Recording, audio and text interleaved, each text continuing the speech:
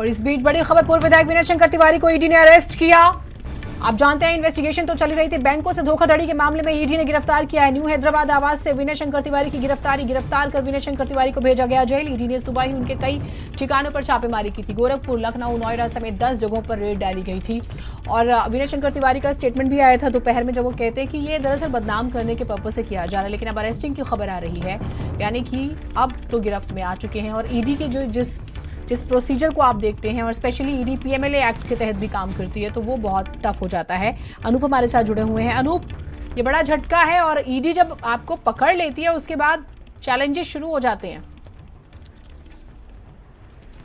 देखिए, बिल्कुल ईडी ने विनय शंकर तिवारी और उनके जो तमाम जुड़े हुए लोग थे उनके एक साथ जो है छापेमारी की थी। अगर लखनऊ की बात करें, नोएडा की बात करें, इसके अलावा गोरखपुर और मुंबई, एक साथ जो ये छापेमारी की गई थी 8 ठिकानों पे। और छापेमारी के दौरान विनय शंकर तिवारी से लंबी पूछताछ की गई है। और उसके बाद विनय शंकर तिवारी को मनी लॉन्ड्रिंग के मामले में, क्योंकि जिस तरह से बैंक से जो है करोड़ों का जो है लोन लिया गया था, और उसके बाद जो गंगोत्री इंटरप्राइजेज जो इनकी फर्म थी, इनकी कंपनी थी, इसके अलावा उससे जुड़ी जो कंपनियां थी, उसमें जो है इस पैसे को खपाया गया था।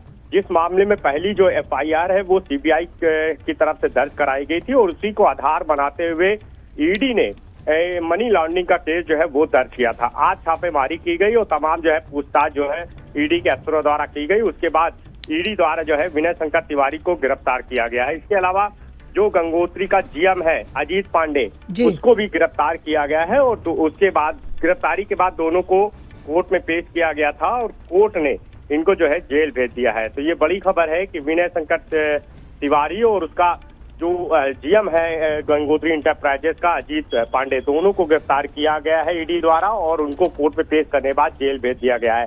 क्योंकि इस पूरे मामले में लंबा ये प्रोसेस था, एक बड़ा घोटाला किया गया था। बैंक से करोड़ों का लोन लिया गया था, 11 करोड़ से अधिक की जो रकम थी वो ली गई थी। और उसके बाद 700 कुछ का जो है ये घपला किया गया था, 700 करोड़ से अधिक का। इसके पूरे मामले में ईडी लगातार जो है तफ्तीश कर रही थी। अब ईडी ने जो है छापेमारी की है, पूछताछ करने बाद इनको गिरफ्तार किया गया है, और गिरफ्तारी के बाद कोर्ट में पेश किया गया। उसके बाद इन्हें जेल भेज दिया गया। बहुत शुक्रिया आपका तमाम जानकारियों के लिए। 1100 करोड़ से ज्यादा की रकम का जिक्र हो रहा है। 72 करोड़ रुपए ईडी जब्त कर चुकी है, ऐसी भी इंफॉर्मेशन है। लेकिन पीएमएलए एक्ट बहुत सख्त होता है, आप जानते हैं, हमेशा कॉन्ट्रोवर्शियल रहा है। लेकिन ये अरेस्टिंग सामान्य नहीं है।